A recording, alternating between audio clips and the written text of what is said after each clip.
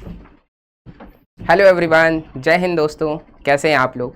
उम्मीद करता हूं आप सभी स्वस्थ होंगे और मस्त होंगे। हम अपने PYQ सीरीज़ को आगे कंटिन्यू करने के लिए नेक्स्ट वीडियो आपके सामने लेकर आए हैं, जिसमें हम NDA के PYQs डिस्कस कर रहे थे। इससे पहले भी वीडियोस में मैंने आपसे PYQs डिस्कस किए थे, जिसमें हम कुछ मैट्रिक्स डिटर्मिनेंट्स के टॉपिक डिस्कस किए थे। उसी को कंटिन्यू करते हुए उसी से जुड़ा हुआ एक टॉपिक और उस पर जो प्रीवियस ईयर क्वेश्चन आया है उसको हम डिस्कस करेंगे और थोड़े थोड़े रिकॉल देंगे आपको कि क्या ज़रूरत है इस क्वेश्चन को सॉल्व करने के लिए। ठीक है, आइए देखते हैं। आपके सामने क्वेश्चन लिखा हुआ है, ये क्वेश्चन है। इस क्वेश्चन में एक सिस्टम ऑफ लीनियर इक्वेशन दी गई है। सिस्टम ऑफ लीनियर इक्वेशन क्या है? उम्मीद कर रहा हूं कि आप लोगों को पता होगा पहले से कि सिस्टम ऑफ लीनियर इक्वेशन क्या होती है, फिर भी इसके बावजूद भी थोड़ा सा रिकॉल करूंगा। ये सिस्टम ऑफ लीनियर इक्वेशन, इसके कितने सोल्यूशन पॉसिबल हैं ये पूछा है। यूनिक सोल्यूशन होगा, इनफाइनाइट सोल्यूशन होगा, नो सोल्यूशन होगा, या एग्जैक्टली 3 सोल्यूशन, ये 4 ऑप्शन गिवन है। आइए डिस्कस करते हैं। ये NDA 2023 का सवाल है, फर्स्ट पेपर का। NDA 2023 फर्स्ट पेपर का सवाल है। आइए देखते हैं। सबसे पहले थोड़ा सा रिकॉल कर रहा हूं कि कोई अगर सिस्टम ऑफ लीनियर इक्वेशन लिखी है, n अननोन्स हैं, उसमें n इक्वेशंस के लिए n अननोन्स हैं, तो उसको हम सॉल्व कर सकते हैं। ठीक है, जैसे ये 3 अननोन्स हैं x, y और z, और 3 इक्वेशन भी है हमारे पास, तो इस सिस्टम को हम सॉल्व कर सकते हैं और सॉल्व करने के साथ साथ हम इसका सोल्यूशन बता सकते हैं, इसमें कितने सोल्यूशन होंगे। तो कोई इक्वेशन ऐसे लिखिए तो हम इसको मैट्रिक्स रिप्रेजेंटेशन के तौर पे AX = B लिख सकते हैं, जहां पर A क्या होती है? Coefficient matrix, coefficient matrix. ठीक, जो x है ये वेरिएबल मैट्रिक्स है, और B जो भी इक्वल टू के इधर लिखा है इसकी मैट्रिक्स है, AX = B टाइप की। अब यहीं पर दो तरह से ये बढ़ जाता है। अगर B 0 हो जाए, अगर B क्या हो जाए? 0 हो जाए तो, और B जब नॉन जीरो है तो, अगर B पूरा 0 हो जाए, जैसे ये अगर सिस्टम को ऐसे लिख दूं मैं, x + 2y + 3z = 0, x - 2y + 4z = 0, 2x + 5y - 3z = 0। अब यहां से देखिए B पूरा क्या हो गया? 0 हो गया। इस टाइप की सिस्टम ऑफ लीनियर इक्वेशन को कहते हैं homogeneous system of linear equations, और जहां पर B नॉन जीरो है उसको कहते हैं non homogeneous system of linear equation. ठीक है, तो हमें डिस्कस करनी है इस क्वेश्चन के लिए नॉन होमोजीनियस, क्योंकि इसमें B 0 नहीं है, लेकिन थोड़ा सा डिस्कस करेंगे होमोजीनियस के बारे में भी।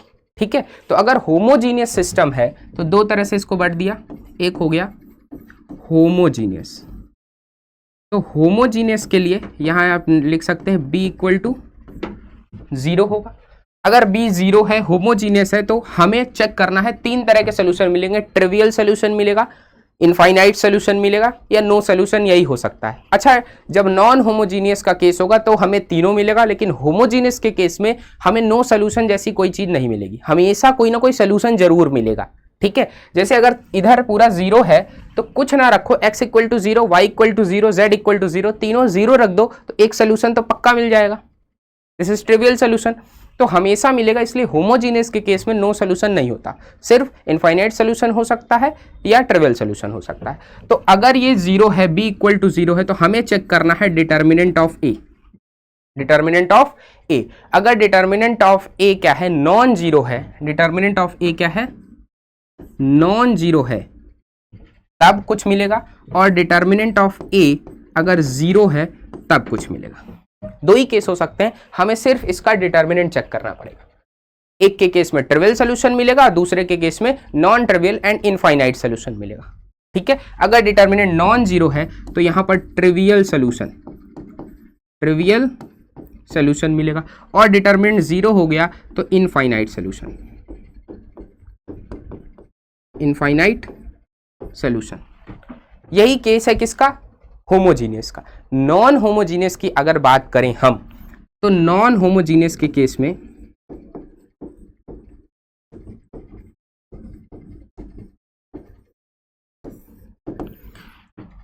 तीन तरह के सोल्यूशन मिल सकते हैं। यूनिक सोल्यूशन मिल सकता है, इनफाइनाइट सोल्यूशन मिल सकता है, या नो सोल्यूशन मिल सकता है। तो इसमें भी दो तरह से है, डिटर्मिनेंट ऑफ ए अगर 0 हो गया तो, डिटर्मिनेंट ऑफ ए 0 हो गया तो, और determinant of a non zero हो गया तो। ठीक है, डिटर्मिनेंट ऑफ ए 0 हो गया तो और determinant of a non zero हो गया तो क्या मिलेगा हमको। ठीक है, तो अगर डिटर्मिनेंट ऑफ ए 0 हो गया तो हमें दो तरह के ऑप्शन है, इनफाइनाइट सोल्यूशन भी मिल सकता है और कैसा मिल सकता है, नो सोल्यूशन भी मिल सकता है। Determinant of a non zero है, इसका मतलब ट्रिवियल सोल्यूशन मिलेगा। ठीक है, तो डिटर्मिनेंट ऑफ ए अगर 0 है, जैसे इस क्वेश्चन की बात करें, इसका डिटर्मिनेंट निकालते हैं 1 2 4 2 4 2 3 6 3, यही डिटर्मिनेंट है इसका, बोलो ए मैट्रिक्स यही है। अच्छा, ये इसका डिटर्मिनेंट 0 क्यों, कोई बता सकता है? देखो इसमें से 2 कॉमन ले लो तो क्या बचेगा, 1 2, तो यहाँ पे 1 है,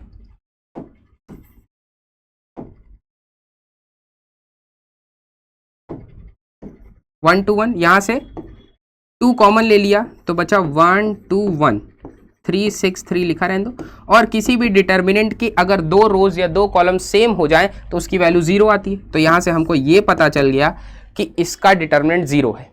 ठीक है, तो ये इस कैटेगरी में बिलोंग करेगा। पहली बात, determinant of A 0, determinant of A अगर 0 है तो दो केस बनते हैं, अगर adjoint of A into B matrix 0 हो जाए और adjoint of A into B non zero हो जाए। अच्छा, एडजॉइंट ऑफ ए निकालना सबको आता होगा? नहीं आता है तो पिछले वीडियो में मैंने सिखाया हुआ है, थोड़ा सा बताया हुआ कि कैसे कोफैक्टर निकालते हैं, माइनर निकालते हैं और फिर उसका ट्रांसपोज ले लेते हैं कोफैक्टर मैट्रिक्स का, वही क्या होता है, एडजॉइंट होता है। और दूसरे केस में अगर डिटर्मिनेंट नॉन जीरो है तो यहां से ट्रिवियल सोल्यूशन, यहां से कैसा, ट्रिवियल सोल्यूशन या यूनिक सोल्यूशन भी कहते हैं इसको, यूनिक सोल्यूशन। ठीक है, ट्रिवियल सोल्यूशन जो कि यूनिक सोल्यूशन होगा। अगर determinant of A into B, determinant of A 0 है और adjoint of A into B 0 है तो क्या मिलेगा, और adjoint of A into B non zero है तो क्या मिलेगा। ठीक है, तो अगर adjoint of A into B 0 आ गया तो this is infinite solution, this is infinite solution, और यहां पर मिलेगा नो सोल्यूशन। क्या मिलेगा, नो सोल्यूशन मिलेगा। ठीक है, तो ये रिकॉल जो है ये बहुत इंपॉर्टेंट है, एक बार मैं फिर से बता देता हूं आपको। देखिए, दो तरह है, होमोजीनियस का केस है, नॉन होमोजीनियस का केस है। होमोजीनियस के केस में क्या है, डिटर्मिनेंट नॉन जीरो है तो ट्रिवियल सोल्यूशन, डिटर्मिनेंट जीरो है तो इनफाइनाइट सोल्यूशन। ठीक है, एक तरह से और आप देख सकते हैं कि नंबर ऑफ इक्वेशंस अगर लेस है नंबर ऑफ अननोन से, तब भी कैसा मिलेगा, इनफाइनाइट सोल्यूशन, वहां पे नॉन ट्रिवियल सोल्यूशन मिलेगा। बस इतना डिस्कस करते हैं। नॉन होमोजीनियस की इक्वेशन की बात करें तो यहां से determinant of A 0, determinant of a non zero, यहां भी सबसे पहला स्टेप यही चेक करेंगे। जैसे इसमें चेक किया, ये नॉन होमोजीनियस था, बी नॉन जीरो है। ठीक है, तो यहां पे डिटर्मिनेंट हमने निकाला, डिटर्मिनेंट क्या आ गया, 0 आ गया, इसका मतलब ये यहां बिलोंग कर रहा है, determinant of A equal to 0। फिर हमें दो चीजें चेक करनी पड़ेंगी कि डिटर्मिनेंट ऑफ ए 0 होने के बाद adjoint of A into B क्या 0 है या नॉन जीरो है।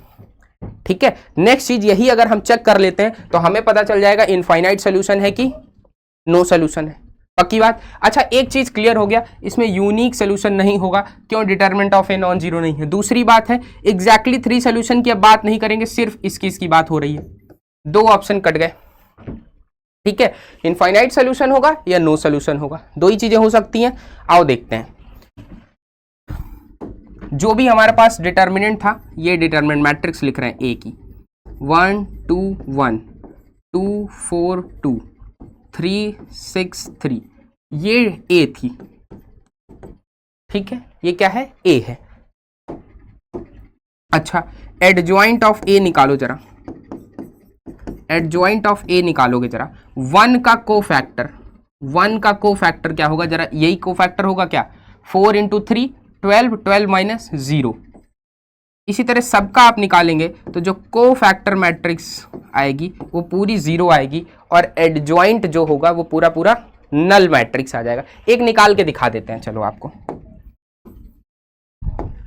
देखो, A11 का कोफैक्टर निकाल रहे हैं, जिसको हम कहेंगे C11, cofactor of first row first column पे जो एंट्री है उसका कोफैक्टर निकाल रहे हैं। तो देखो C11 का जो को फैक्टर होगा इसको छोड़ दो, जो बचा वही -1 की पावर 1 + 1 और 4 3 जा 12 -12, दिस इज 0। इसी तरह C12 निकालें अगर तो -1 की पावर 1 + 2, 1 2 यही निकालेंगे, दिस इज 6 -6 0।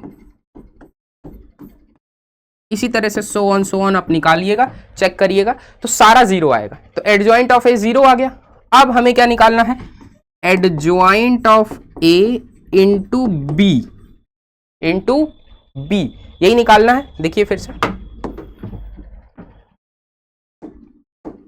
देखिए adjoint of A into B निकालना है, क्योंकि डिटर्मिनेंट ऑफ ए 0 आ गया, तो adjoint of A into B निकालोगे और एडजॉइंट ऑफ ए क्या आ गया, 0 आ गया। अच्छा, नल मैट्रिक्स का किसी भी मैट्रिक्स से आप मल्टीप्लाई करिए 0 ही आएगा ना, पक्की बात है।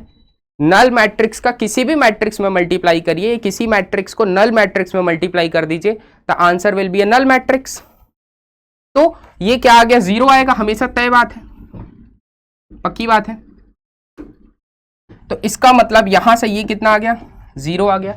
दिस इंप्लाइज जो given linear system of equations थी has infinite solution, has infinite solutions. कोई डाउट? तो अब अगर हमारे पास ये तो क्या दिया गया था, सिर्फ और सिर्फ ये दिया गया था कि नॉन होमोजीनियस होमोजीनियस का केस हमने आपको बता दिया और क्वेश्चन में सिर्फ नॉन होमोजीनियस पूछा था। लेकिन अगर आपसे होमोजीनियस नॉन होमोजीनियस कोई भी सवाल पूछ ले, आप कर पाएंगे, उसको आसानी से कर पाएंगे। सिर्फ यही चेक करना है, सबसे पहले डिटर्मिनेंट ऑफ ए चेक करना है, डिटर्मिनेंट ऑफ ए 0 है कि नॉन 0 है। 0 है तो नॉन होमोजीनियस के केस में दो केस बनेंगे, इनफाइनाइट सोल्यूशन या नो सोल्यूशन, ठीक है, इनफाइनाइट सोल्यूशन या no solution.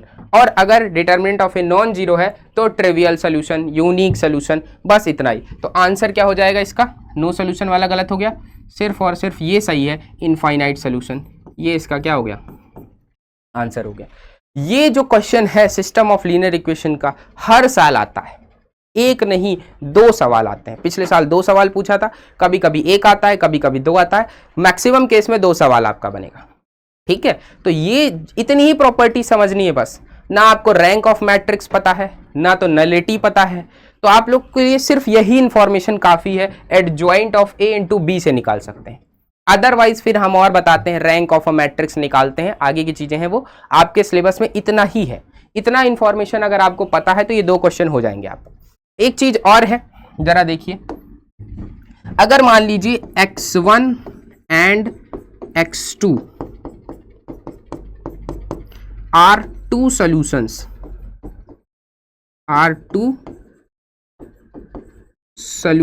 of a linear equation। किसी लीनियर इक्वेशन के 2 सोल्यूशन है, x1 और x2, तो इनका लीनियर कॉम्बिनेशन भी सोल्यूशन होता है। इसका मतलब this implies a times of x1 plus b times of x2 is also a solution of linear equation, ठीक है। अगर कोई लीनियर इक्वेशन गिवन है और ये कह रहा है कि उसके 2 सोल्यूशन है, x1 और x2, ठीक है, तो उस x1 x2 से हम लीनियर कॉम्बिनेशन बना सकते हैं, ax1 प्लस bx2, ये भी क्या होगा, एक सोल्यूशन होगा किसका, लीनियर इक्वेशन का जो गिवन है, ठीक है। इसका मतलब हम कह सकते हैं x1 प्लस x2 भी सोल्यूशन है और ax1 bx2 भी अलग अलग सोल्यूशंस हैं, ठीक है। क्लियर हो गई बात? तो ये था पूरा सिस्टम ऑफ लीनियर इक्वेशंस, जो कि आपके पेपर में 2 क्वेश्चन इससे आते हैं, 5 नंबर का ये आता है, बहुत छोटा सा टॉपिक है, इसको आप कवर करके चले जाएंगे तो बहुत आसानी से ये क्वेश्चंस आप कर पाएंगे, ठीक है। तो आज के वीडियो में इतना ही। अगर आपको हमारा ऑनलाइन और ऑफलाइन कोर्स ज्वाइन करना है कर्नल रॉय डिफेंस एकेडमी का, तो आप हमारे दिए गए नंबर पर क्लिक करिए, उस पर हमको कॉल करिए और लाइक करिए, शेयर करिए, सब्सक्राइब करिए। Thank you so much.